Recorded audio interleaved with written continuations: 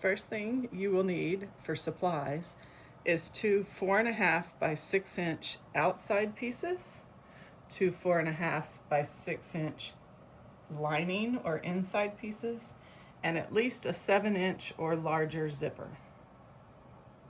And we will take our zipper and we will lay it face down, and we need to leave the metal tab at least a little more than a 1/4 inch inside, because we'll sew a seam there and we don't want to hit the metal tab. But I like to keep the metal tab so that when people unzip, they hit the metal tab and not your stitching. So usually I use a little like sort of finger length to know where to place it. Then I'm going to take the lining fabric and I'm going to face it towards the outside fabric. And then I'm going to sew a 1/4 inch along this line.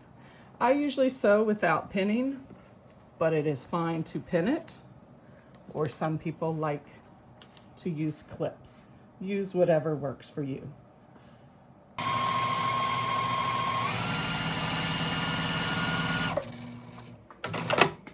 So after you have sewn the 1/4 inch, what we need to do next is to pull the fabrics in this manner. So you're going to have the outside fabric and we're going to pull it towards each other. Some people will iron this to make it crisp. I usually just pull and tug these fabrics to match, because the next thing we will do is we'll do a little 1/8 of an inch top stitch here to make it lay flat.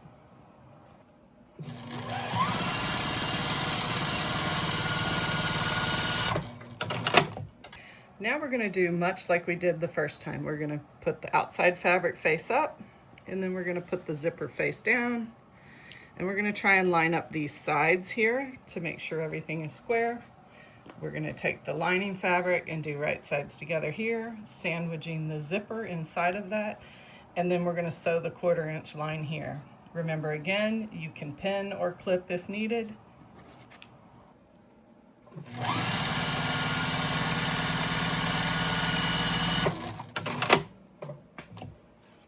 Then again, we are going to take the two pieces of fabric apart and then back together with the wrong sides together.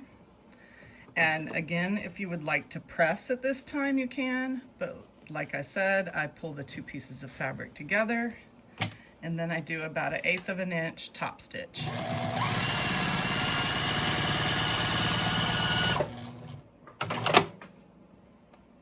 Next thing is we will open the zipper most of the way. We don't want it far enough that when we sew this part that this gets caught in it, but you want to keep it open from this point forward to turn the bag and everything else. So now what we're going to do is we're going to stitch to anchor the zipper together. But we want to do it right along the line of the edge of the fabric so that it'll be hidden when we make the final bag.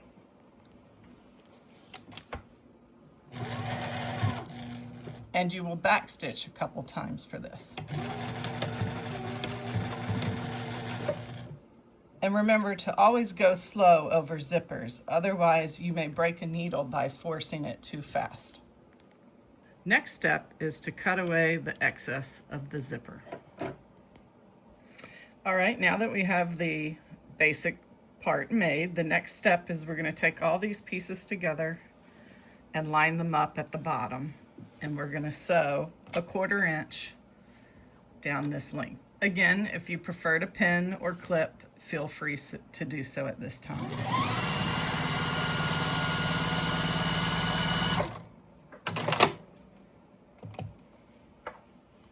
The way this bag is made, the lining, you see the seams on the inside. So to clean up the lining, I like to cut away a little bit of the excess,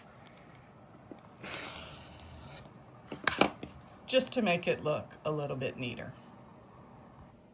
The way this bag differs from this point forward is, instead of sewing the sides like a coin purse, what we're going to do is we're going to take it apart and fold everything flat like this, lining up the center where the zipper is and the seam on the other side. And then we're going to stitch a 1/4 inch here. You want to make sure you have the metal tab side up so you can watch to make sure not to break a needle.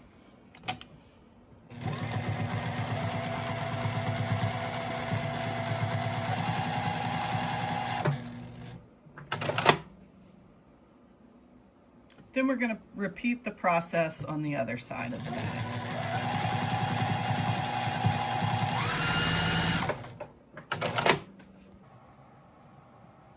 Then once again, to clean up the lining of it, we are going to trim away the excess. This can be done with the rotary cutter here and across the zipper. Or if you're sitting at your machine and do not want to come to the cutting table, you can turn it this way and just use a nice pair of scissors to cut across. This just makes the bag look neater. So next, we're going to actually box all 4 corners of this bag to give it its shape.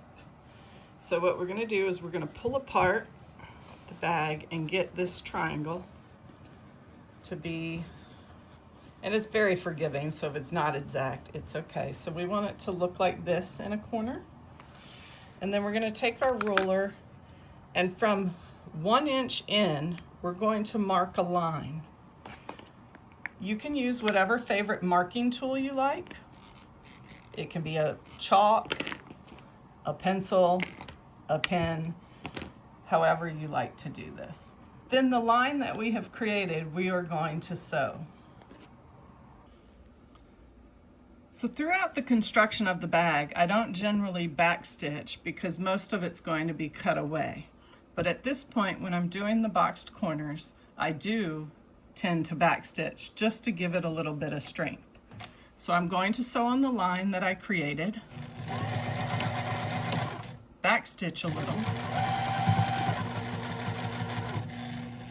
and then backstitch a little.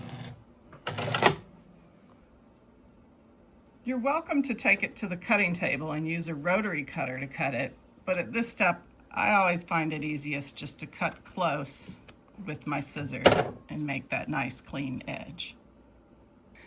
So if you're making a ton of these and do not want to mark 1 inch on each corner of these to sew, you can put a little piece of tape or some type of marking where when you sew it, the tip of it hits the edge of that. So then you're able to take each corner and just sew with that tip on that tape. And it'll make things go a lot faster. And lastly, we'll finish these other 2 corners.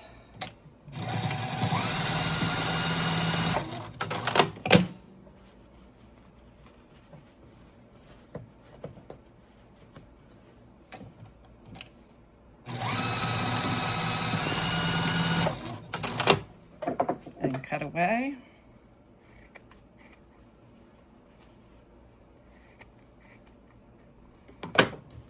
And then we turn the bag, poking out all the corners.